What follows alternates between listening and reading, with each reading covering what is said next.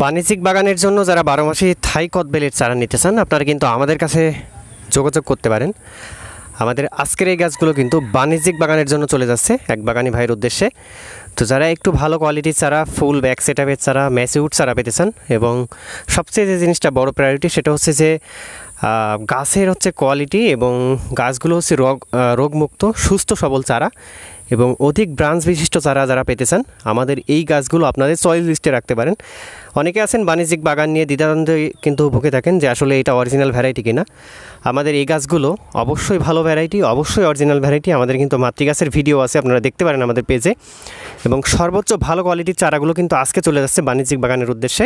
দেখেন আমরা কিন্তু আমাদের এই প্রজেক্ট থেকে বাছাই করে সবচেয়ে যেটা ভালো কোয়ালিটি এটা কিন্তু ওঠানোর চেষ্টা করেছি এবং সুন্দর কোয়ালিটিগুলো কিন্তু দেওয়ার চেষ্টা করেছি।